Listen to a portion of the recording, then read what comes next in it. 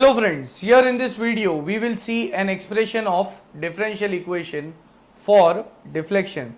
That is, here we are going to derive a formula which we would be using in Macaulay's method as well as in double integration method.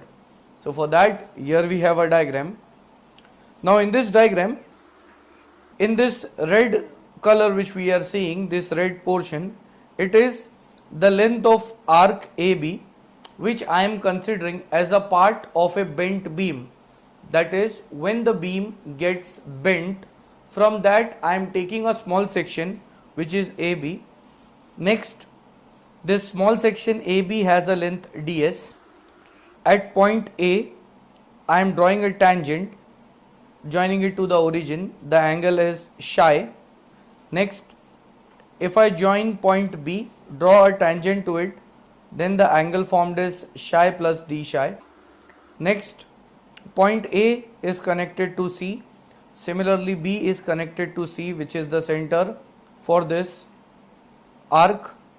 Then R is the radius of curvature of this bent beam, and here the small angle is d psi. That is, since we have taken the small length ds, here we are having small angle which is d psi. So whatever is there, first I'll define these terms. I'll say that in the derivation part, let ds be equal to small length of bent beam considered. Here I have taken the small length of the beam as ds.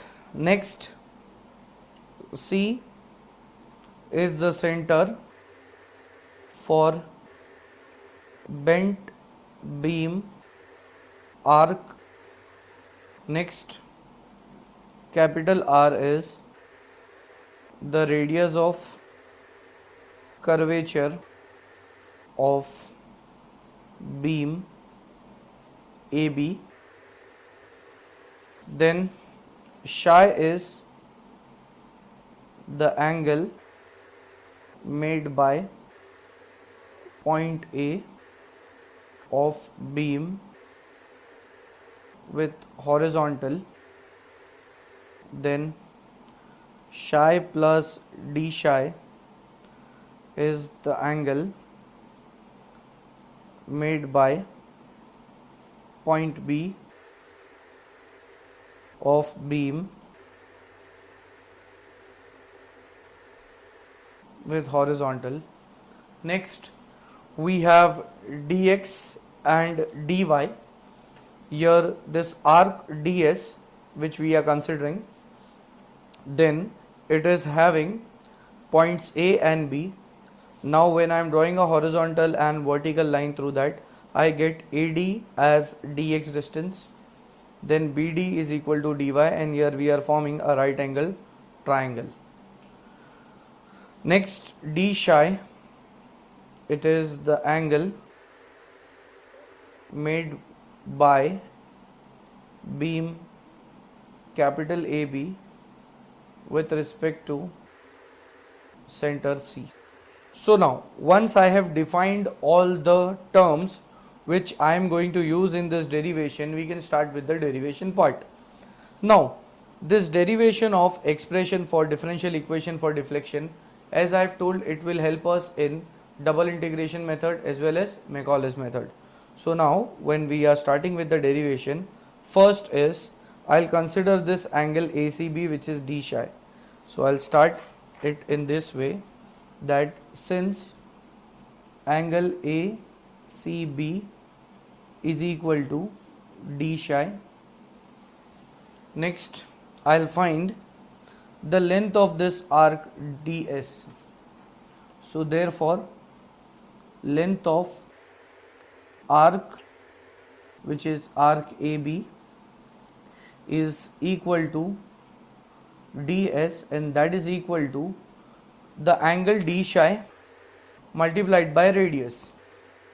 So it is d psi into radius, because here we want the length of arc. So this length of arc AB will be the radius multiplied by the angle. So it is r into d psi.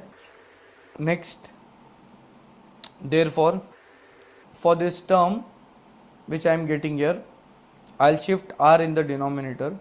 So I have ds upon r is equal to d psi. Therefore, I will shift ds in the denominator. So here I have 1 upon r is equal to d psi by ds. Now I will keep this as my equation number 1.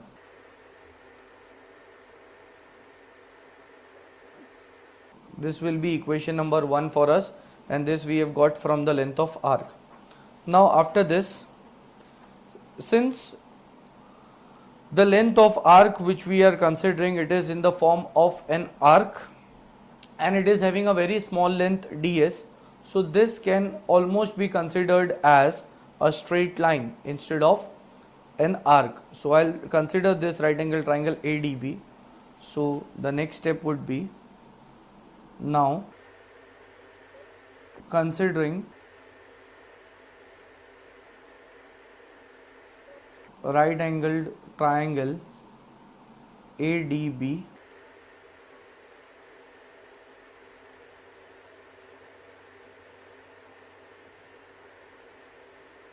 now in this the angle is made here, which is nothing but it is equal to psi. So I'll mark angle as psi. Then AB is nothing but ds, AD is dx and BD is dy. So I'll mark them. This is ds, here we are having dx, and this is equal to dy. So I'll say that if I have considered this triangle, then here I will get, first of all, tan psi will be equal to opposite by adjacent, that is BD upon AD. So therefore if I put the values, tan psi will be equal to BD is dy and AD is dx. So I am getting the first relation here, keeping this as equation second. Next, from the same triangle I'll get another relation, that cos psi will be equal to adjacent side AD upon hypotenuse side AB.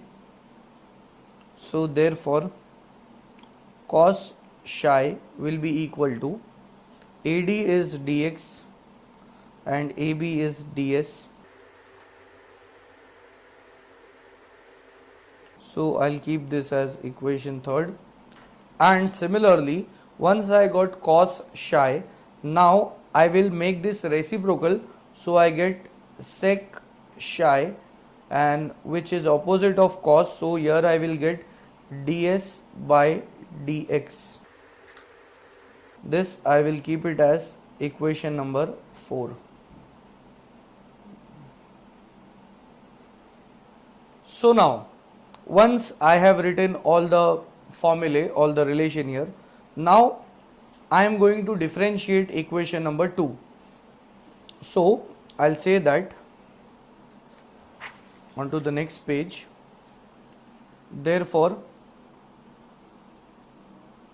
differentiating equation number second with respect to x, we get, now here we are having in equation second tan psi. So if I differentiate it, it becomes sec square psi. So therefore we have sec square psi d psi by dx is equal to, on the right hand side we have dy by dx. So once we differentiate it, it becomes d square y by dx square. Now once I have reached here, then I will keep sec square psi as it is.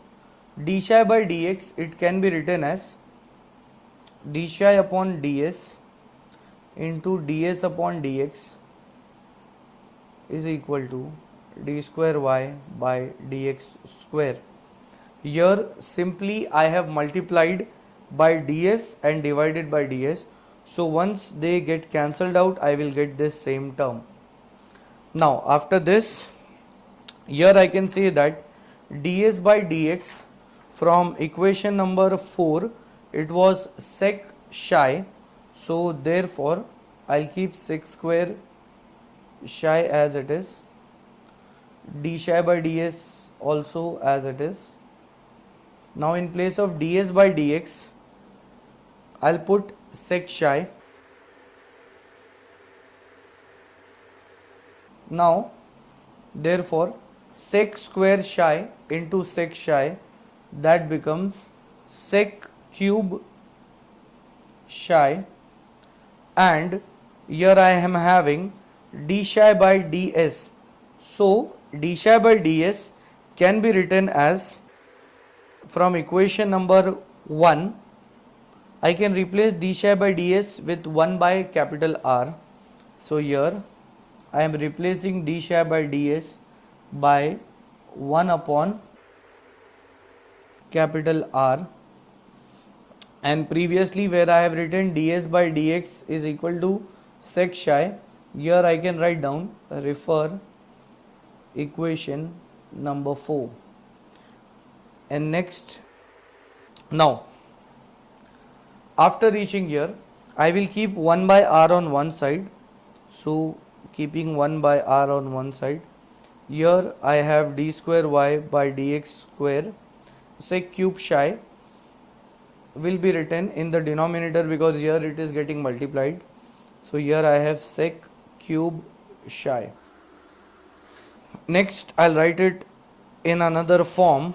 So therefore 1 upon r will remain as it is, d square y by dx square will remain as it is.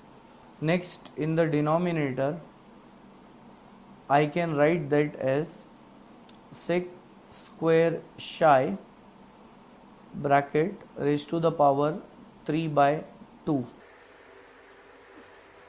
Here what I have done is, since sec cube psi, it can be written as sec square psi, and then I am multiplying it by 3 by 2. So when this term it gets multiplied, that will be sec square psi into 3 by 2. So 2 and 2 gets cancelled, so I have the same term sec cube psi. So sec cube psi can be written as sec square psi into the bracket raised to power 3 by 2. Now I'll say that this term will be equal to d square y by dx square divided by sec square psi can be written as 10 square psi plus 1 raised to the power 3 by 2, since sec square theta is 10 square theta plus 1. Now therefore I will write 1 by r as it is, that is on the left hand side. On right hand side in the numerator it is d square y by dx square. Next here in the denominator I'll write this as 1 plus now 10 square psi. In equation number 2 we have 10 psi as dy by dx. So 10 square psi will be d square y by dx square. So therefore here I can write this as dy by dx because that is 10 psi value and it is square, and this is raised to the power 3 by 2. I'll say that refer equation number 2 because there we had 10 psi is equal to dy by dx. So just I have replaced tan psi with dy by dx. Now after this I can say that since dy by dx is called as the slope and here we are taking the square term, so since we have a very small length of the beam considered, which is ds, a very small length, and for that the slope is d square y by dx square. The slope is really small, so and we are taking the square of that, so this denominator is very small. So I'll write down, since the denominator is very small, so I'll write down, therefore neglecting the term dy by dx square we get, so once I neglect this term, then the denominator becomes 1, so I am left with 1 upon r is equal to d square y by dx square. Now I will keep this as equation number 5. Then after reaching here, I'll say that from the flexural formula was m upon I is equal to sigma b upon y is equal to E by R. Now instead of using the complete formula, I'll use only the terms m upon I is equal to E by R. So next, therefore I will bring E onto one side, so I have m upon EI is equal to 1 upon R.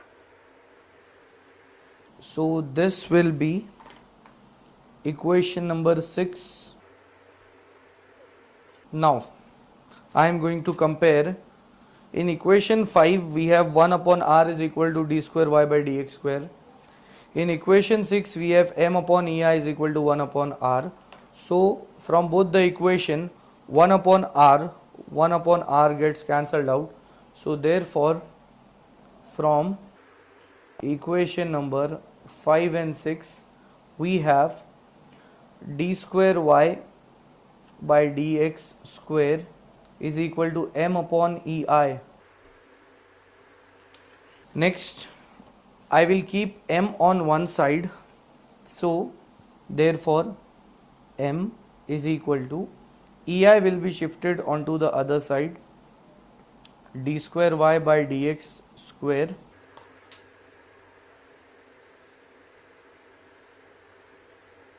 and this will be my equation number 7.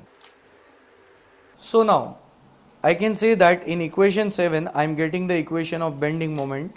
So therefore from equation number 7 we get a differential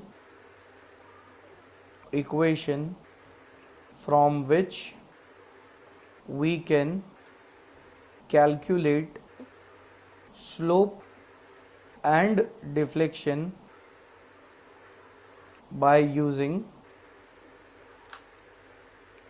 Macaulay's method or double integration method.